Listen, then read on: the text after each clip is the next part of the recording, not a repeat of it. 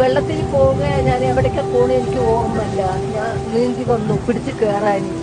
അങ്ങനെ കയറി കയറി ഇങ്ങനെ പോയപ്പോ അവിടെ ആന മൂന്നെണ്ണം ഉണ്ട്. അതിലൊരു കവുങ്ങിന്റെ മരം ഉണ്ടായി. ആ മരത്തിനെ കെട്ടിപ്പിടിച്ചിട്ട് ഞാൻ ഈ ആനന്റെ മുഖത്ത് നോക്കിയിട്ട് പറഞ്ഞു, ഒരു കൊമ്പനാണ്. ആന ഇങ്ങനെ എന്നെ നോക്കി ഇങ്ങനെ ഉണ്ടാതെ ചെവിയാക്കി നിൽക്കുന്നുണ്ട്. അപ്പൊ ഞാൻ പറഞ്ഞ്, ഞങ്ങള് വലിയ ദുരിതത്തിൽ നിന്നാണ് രക്ഷപ്പെട്ട് വരുന്നത്. നിനക്ക് നല്ല മനസ്സുണ്ടെങ്കിൽ ആരെങ്കിലും വന്ന് ഞങ്ങളെ രക്ഷിക്കട്ടെ, എന്നെ ഒന്നും ചെയ്യരുത് എന്ന് എന്റെ കുട്ടിനെയും പറഞ്ഞത്. ആനിങ്ങനെ നോക്കി രണ്ട് കണ്ണു കൂടി ഇങ്ങനെ വെള്ളം വരിക. ആ മരത്തിന്റെ താഴെ തന്നെ ഞാനും എന്റെ കുട്ടിയും കിടന്നു.